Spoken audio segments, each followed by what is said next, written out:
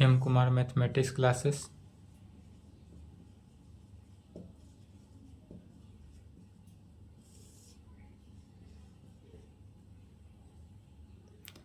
Class 11th lecture 2। Class 11th lecture 2 क्या चल रहा था? अलजेब्रा। अलजेब्रा में शुरुआत किए थे चैप्टर 6। कौन सा चैप्टर था? 6th चैप्टर था, जिसका नाम है sequence and series. Sequence and series Hindi में कहते हैं अनुक्रम और श्रेणी। अनुक्रम और श्रेणी। सीक्वेंस एंड सीरीज, अनुक्रम और श्रेणी।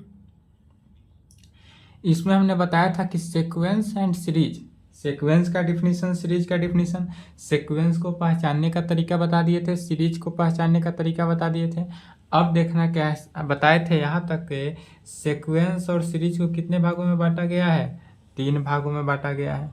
कौन कौन सा? तो अरिथमेटिक प्रोग्रेशन, अरिथमेटिक प्रोग्रेशन जिसको एपी से सूचित करते हैं, अरिथमेटिक प्रोग्रेशन एपी।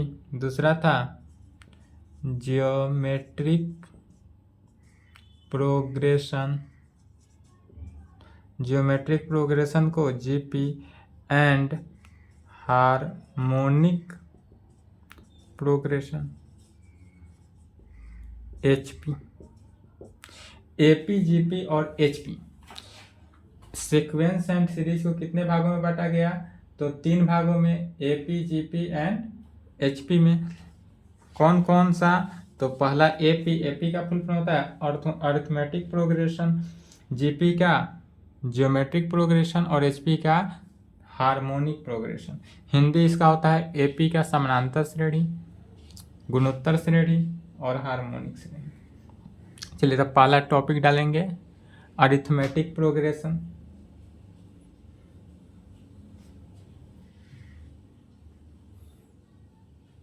यह लेक्चर देख लें, इसको लिखने की आवश्यकता नहीं, अगर लिखना चाहें तो लिख लें।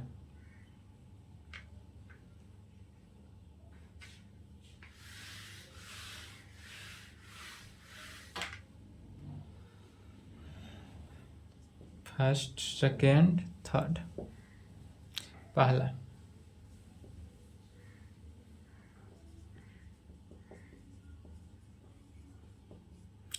अरिथमेटिक प्रोग्रेशन, अरिथमेटिक प्रोग्रेशन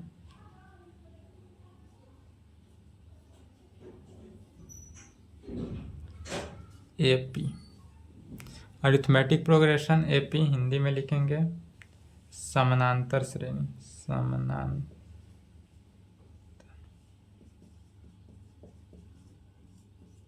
समानांतर श्रेणी क्या है इसके बारे में देखना है। तो पहले समानांतर श्रेणी अरिथमेटिक प्रोग्रेशन का डिफिनीशन देखते हैं। डिफिनीशन के अकॉर्डिंग चलेंगे। कहेंगे, इंग्लिश में लिखेंगे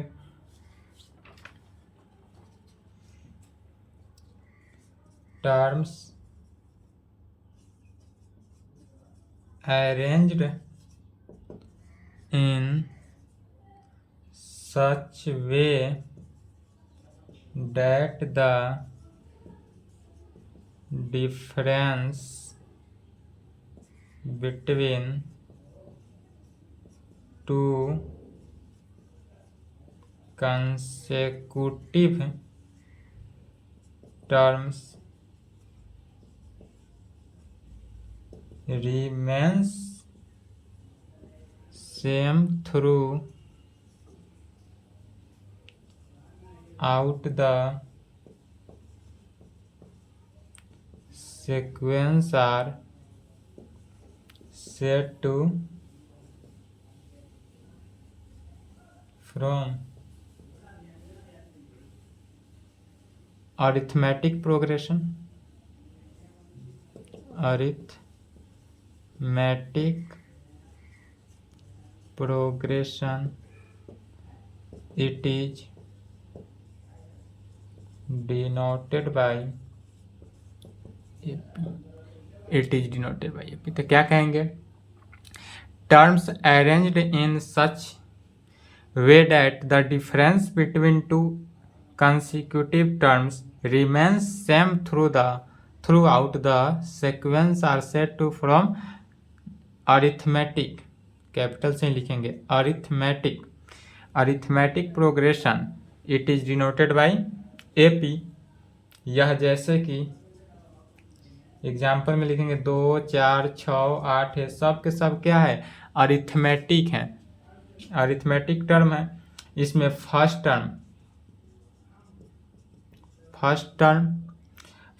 टर्म को A1 या T1 से सूचित करते हैं। A1 रहे या T1 रहे तो वह क्या है, फर्स्ट टर्म है। और यह कितना है, पहला टर्म, यह है 2। सेकेंड टर्म को A2 या T2 से डिनोट करते हैं। सेकेंड टर्म को A2 या T2 से डिनोट करते हैं और सेकेंड टर्म यहाँ पर क्या है, 4 है। फिर थर्ड टर्म को A3 या T3 से डिनोट करते हैं। थर्ड टर्म को किस चीज़ से, A3 या T3 से डिनोट करते हैं और यह कितना है, थर्ड टर्म 6 है। इसी प्रकार फोर्थ टर्म की अगर बात करें तो फोर्थ टर्म को A4 या T4 से डिनोट करते हैं। फोर्थ टर्म को किसको, A4 या T4 से डिनोट करते हैं और यह किसके बराबर है, फोर्थ टर्म 8 के बराबर। And so dot dot dot कहाँ तक जाता है, n टर्म्स तक जाएगा, nth टर्म लास्ट में कहाँ तक जाएगा, nth टर्म। और nth टर्म को an या tn से डिनोट करते हैं। nth टर्म को किस से डिनोट करेंगे, tn या an से। तो पहले समझेंगे कि अरिथमेटिक प्रोग्रेशन का यह तो डिफिनीशन हुआ, जैसे एग्जाम्पल में 2, 4, 6, 8 है, सब के सब क्या है, अरिथमेटिक प्रोग्रेशन है। एपी में है, एपी का सीरीज है, सीक्वेंस है, सीरीज नहीं है, सीक्वेंस है, प्लस रहता है बीच में तो सीरीज हो जाएगा। जब भी सीक्वेंस भी अगर क्वेश्चन में दे तो पहले उसको क्या करना है, सीरीज में कन्वर्ट करना है। तो इसमें फर्स्ट टर्म यह हुआ ए, पहला पद, हिंदी में इसको, अच्छा हिंदी बाद में लिखेंगे। फर्स्ट टर्म, तो फर्स्ट टर्म जो हुआ वह A1 या T1 हुआ, इज इक्वल टू 2 हुआ, यह पहला टर्म। सेकेंड टर्म यह है तो सेकेंड टर्म को लिखते हैं A2 या T2 से। A2 या T2 से सेकेंड टर्म को क्या करते हैं, डिनोट करते हैं। A2 भी लिखे तो सेकेंड टर्म, T2 भी लिखे तो सेकेंड टर्म, A3 लिखे तो थर्ड टर्म, T3 भी लिखे तो थर्ड टर्म, A4 लिखे तो फोर्थ टर्म, T4 लिखे तो fourth term, and so AN लिखे तो n टर्म और TN लिखे तो भी n टर्म। तो n टर्म तक का योग होता है। चलिए लिखें इसको और हिंदी में लिख लें। हिंदी लिखे समानांतर श्रेणी का।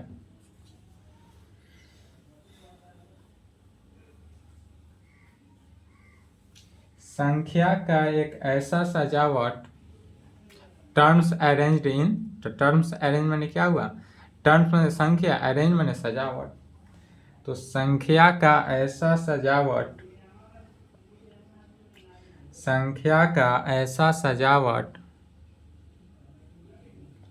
जिसमें कोई भी पद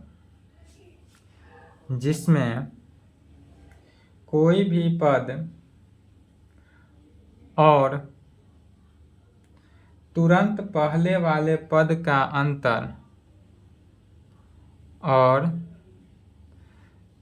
तुरंत पहले वाले पद का अंतर हमेशा समान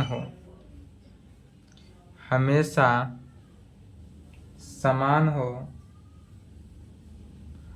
उसे समानांतर श्रेणी कहा जाता है।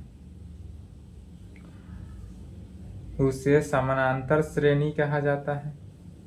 मिला लेंगे, संख्या का एक ऐसा सजावट जिसमें कोई भी पद और तुरंत पहले वाले पद का अंतर हमेशा समान हो, उसे समानांतर श्रेणी कहा जाता है।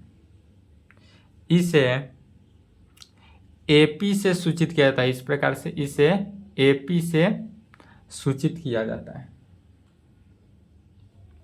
जैसे एग्जाम्पल में लिखेंगे 2 4 6 8 डॉट डॉट डॉट दे देंगे। फिर फर्स्ट टर्म का हिंदी पहला पद, फर्स्ट टर्म का हिंदी हो जाएगा पहला पद। सेकेंड टर्म दूसरा पद, थर्ड टर्म तीसरा पद, चौथा पद, एन टर्म तक है तो एनवा पद, एन टर्म तक जाएगा तो एनवा पद। ये कौन सा हुआ? इसका हिंदी तीसरा पद।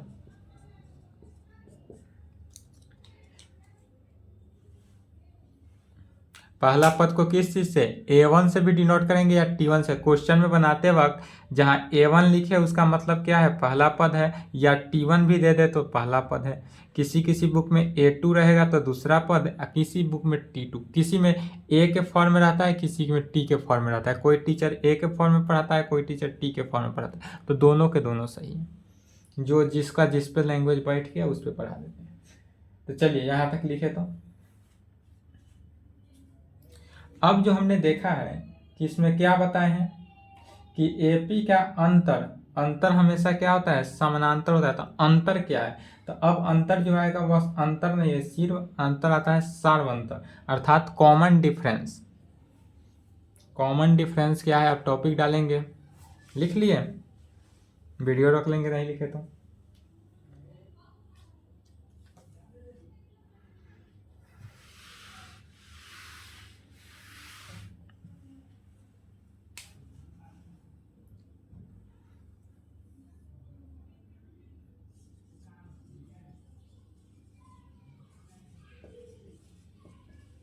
कॉमन डिफरेंस टॉपिक डालेंगे, कॉमन डिफरेंस हिंदी में कहेंगे सार्व अंतर।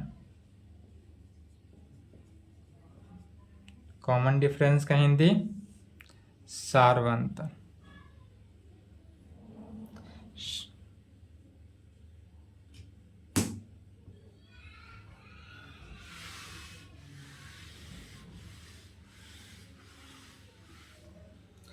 सार्व अंतर समझेंगे। कॉमन डिफरेंस क्या है?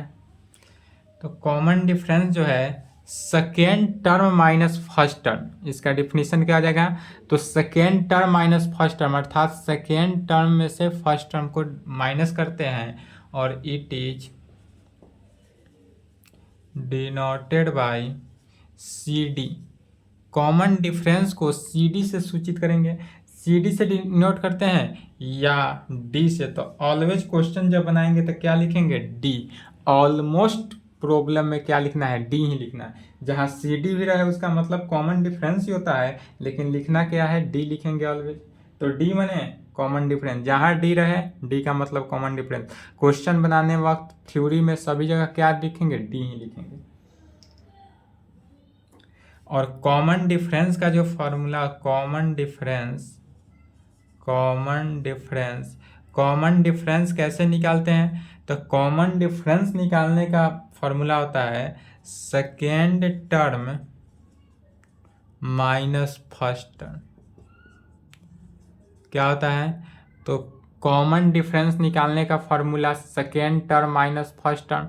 कॉमन डिफरेंस को और किस नाम से सूचित करते हैं? CD से। तो CD से सेकेंड टर्म को A2 और फर्स्ट टर्म को A1 लिखते हैं। सेकेंड टर्म को A2 या फर्स्ट टर्म को A1 लिखते हैं, या इसी को और किस नाम से लिखते हैं? T2 माइनस T1 भी लिख सकते हैं, T2 माइनस T1, या कॉमन डिफरेंस को D से सूचित करते हैं। तो इस फॉर्मूला के आधार पर हमको जो कॉमन डिफरेंस का वैल्यू आता है D बराबर, तो D बराबर क्या निकलता है? A2 माइनस A1, या लिख सकते हैं D बराबर T2 minus T1, T2 minus T1। यहाँ पर देखेंगे A2 माइनस A1 का भी मतलब क्या हुआ? Second term minus first term, और यहाँ T2 माइनस T1 का भी मतलब वही हुआ, second term minus first term. तो D निकालने के लिए D मैंने क्या हुआ? Common difference. तो कॉमन डिफरेंस कैसे निकलता है? तो common difference is equal to second term minus first term. Common difference का हिंदी होता है सार्व अंतर। सार्व अंतर निकालते हैं ऑलवेज दूसरा पद माइनस पहला पद। दूसरा पद माइनस पहला पद, उसके बाद निकालते हैं तो क्या निकालेंगे, तीसरा पद माइनस दूसरा पद, इस प्रकार से।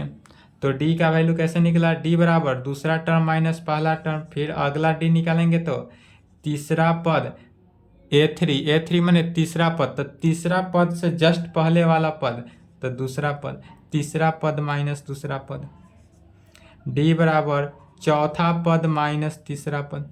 यदि चौथा पद निकालते हैं तो चौथा पद fourth term minus third term, D बराबर fifth term minus fourth term. जो टर्म का डिफरेंस निकालेंगे ऑलवेज उसमें से क्या करेंगे, एक अंक पहले को घटाएंगे, अर्थात क्या है, second term minus first term से लाइन से निकलते जाएगा। यदि डी बराबर A2 माइनस A1 निकाले second term minus first term, या डी बराबर third term minus second term, fourth term minus third term करके निकाल सकते हैं। जब भी कॉमन डिफरेंस निकालेंगे इस प्रकार से निकालेंगे। ऑलवेज सीरीज को 3 स्टेप में लिखा गया है, 3 लाइन में लिखेंगे। क्या, जैसे कि अगर सीरीज है, कोई भी सीरीज है तो 2 4 प्लस डॉट डॉट नहीं लिखेंगे। इससे हमको ये नहीं पता चला कि यह नहीं लिखने का कारण क्या है। इससे तो यह नहीं कह सकते हैं कि यह एपी में है कि जीपी में है। जब जीपी पढ़ाएंगे तब पता चलेगा कि यह जीपी भी हो सकता है। यह जो सीरीज है वह एपी भी है, जीपी भी है, लेकिन इसके जस्ट अगला वाला टर्म अगर दे दिए 6 दे दिए, तब इससे अब पता चल गया कि यह क्या है, जीपी नहीं है, यह एपी है। तो एपी निकालेंगे।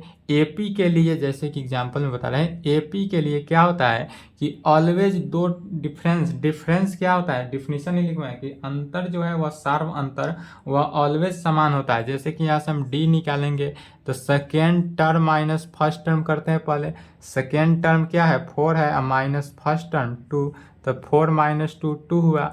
एंड फिर डी का वैल्यू निकालेंगे। अब third term minus second term निकाल रहे हैं, तो थर्ड टर्म क्या है, 6 है, तो 6 माइनस सेकेंड टर्म 4, तो 6 में से 4 गया तो भी 2। डिफरेंस ऑलवेज क्या होगा, इक्वल होगा। डिफरेंस जो होगा डी ऑलवेज इक्वल होगा, सेम होगा। जो डिफरेंस जिसका आएगा वही डिफरेंस दोनों के आएगा।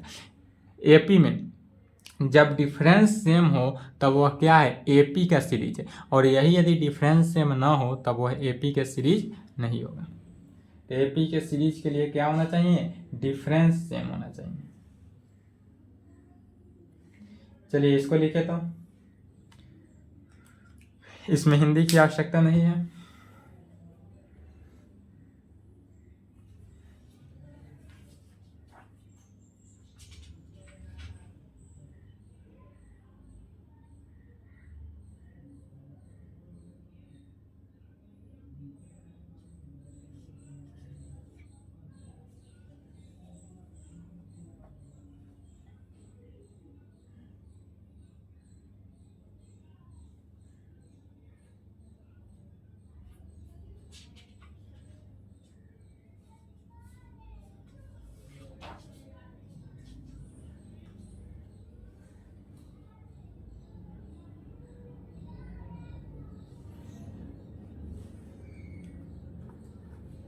चलिए लिख लिए, वीडियो रोक कर लिखेंगे।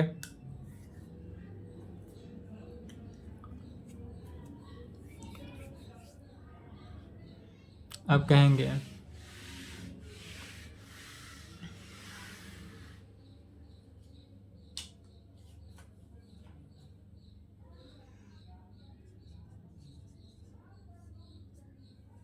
नोट पॉइंट में लिखेंगे,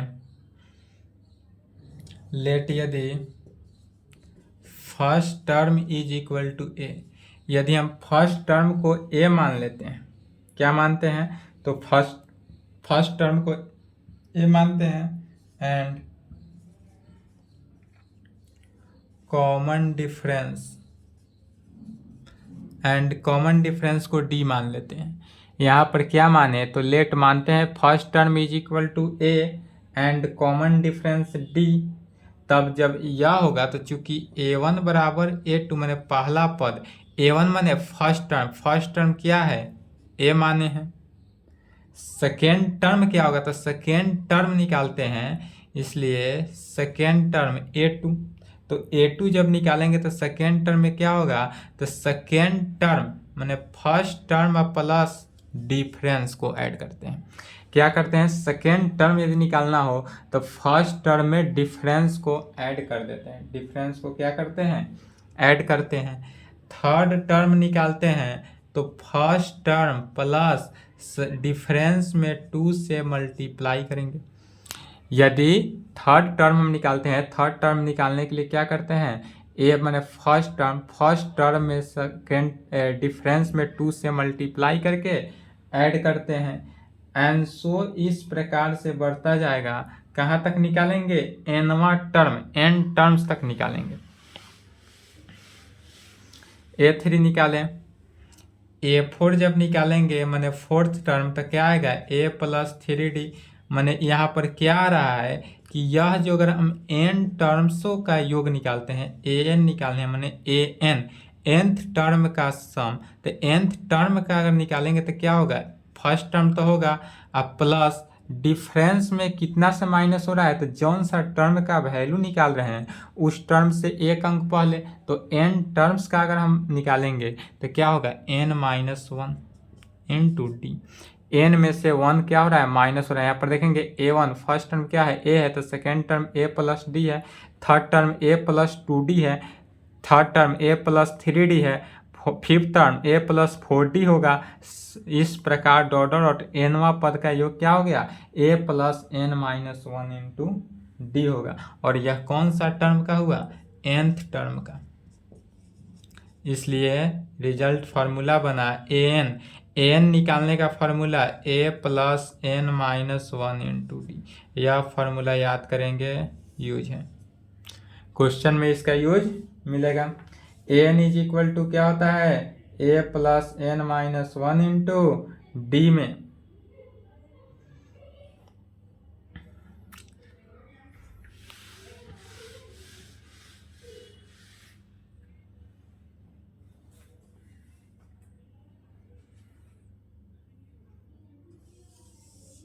नोट नंबर 1 दे देंगे इसको। अब लिखेंगे नोट 2। नोट 2 में लिखेंगे an बराबर क्या निकला, तो an बराबर a plus n-1 into D निकला। a बराबर an इज इक्वल टू कैसे निकला, तो यह तो वैल्यू आ गया, तो an is equal to a plus n-1 into D आ गया। वेयर कहेंगे जहाँ an, तो an क्या है, an जो है nth टर्म है, an जो है कौन सा टर्म है, तो nth टर्म मैंने कहेंगे nवा पद है।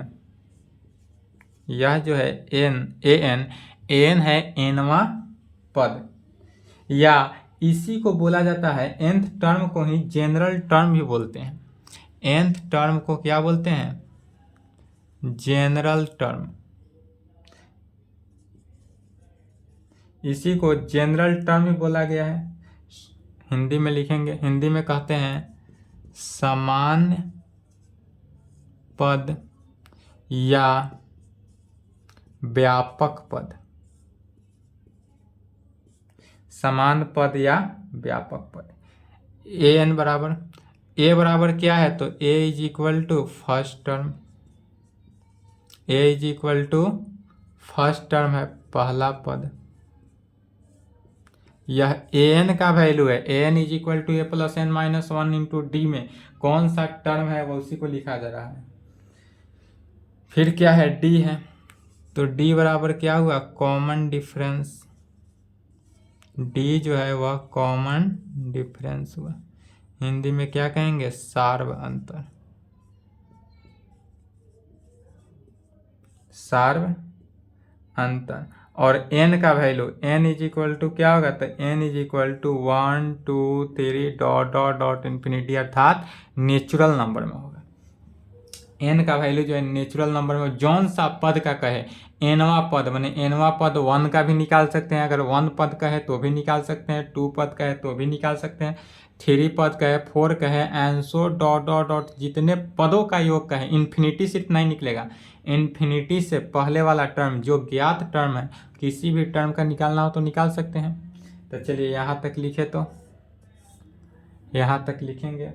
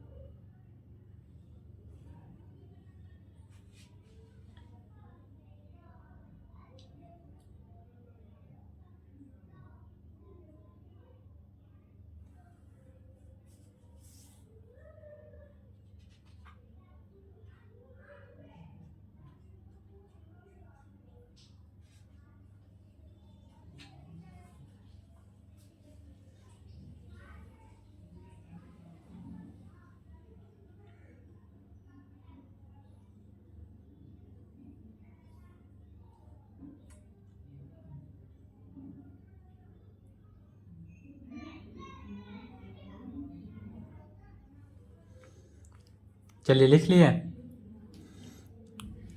नहीं लिखे तो वीडियो रोक लेंगे। अब जैसे कि एग्जाम्पल में देखते हैं,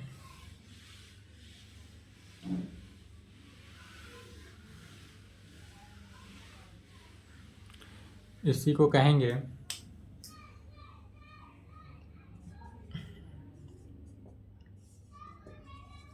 गिवन एपी सीरीज। यदि एपी सीरीज हमको इस प्रकार से दिया रहे 2, 4, 6 डॉट डॉट और 3 अंक तक ही दिया रहे, 4 अंक 3 अंक तक मिनिमम कितना होना चाहिए? 3। एपी सीरीज मिनिमम 3 डिजिट तक रहना ही चाहिए। किसी भी प्रॉब्लम में भी कहे तो 3 डिजिट लिखना ही है।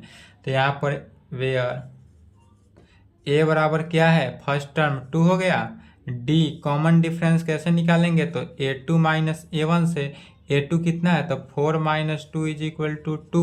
तो a का भी वैल्यू निकल गया, d का भी वैल्यू निकल गया, इसलिए an निकालना है। माने यह जो डिफरेंस दिया हुआ है इसमें an माने n कितने बार आएगा? तो an इज इक्वल टू क्या फार्मूला है? a plus n minus 1 into D में। तो a एक जगह पर कितना है? 2 है, तो 2 रखे plus n minus 1 into D कितना निकला? 2। तो 2 से मल्टीप्लाई करना है, अर्थात 2 प्लस 2n माइनस 2 में 2 से 2 कैंसिल 2n, इसलिए यहाँ पर an बराबर क्या निकलता है? 2n। an is equal to 2n। किसी भी, यही आंसर हुआ। एन टर्मों का nवां पद कितना निकला? 2n निकला। इसलिए इस कंडीशन से हम रिजल्ट कर सकते हैं कि हमारा जो an का वैल्यू निकलेगा, an का वैल्यू ऑलवेज लीनियर में निकलेगा। लीनियर में निकलेगा तो वह एपी सीरीज होगा। यदि यह क्वाड्रेटिक में निकलता तो एपी सीरीज नहीं है, अर्थात कभी भी nवां पद जो है, n टर्म्स जो है, वह कभी भी क्या होता है? क्वाड्रेटिक नहीं होता। यह लिख लिए। चलिए, इसलिए कहेंगे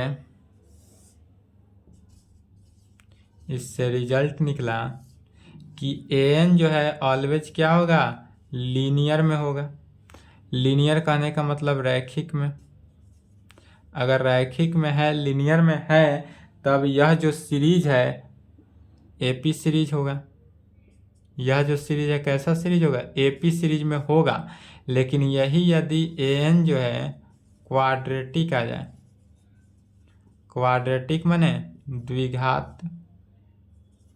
द्विघात के पद में आ जाए, तब यह एपी सीरीज नहीं होगा। काट दिए, इसका मतलब एपी सीरीज नहीं होगा।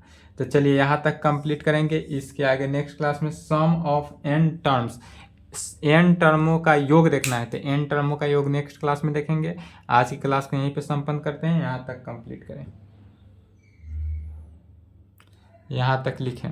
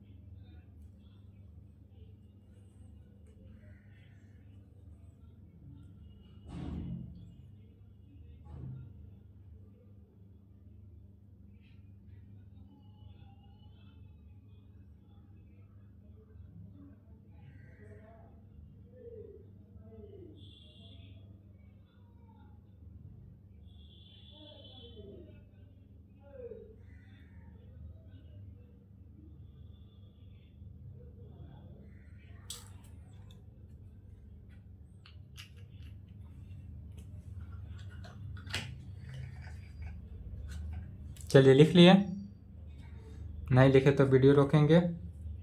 फिर नेक्स्ट क्लास में क्या देखना है? सम ऑफ n टर्म्स, n पदों का योग। Next class.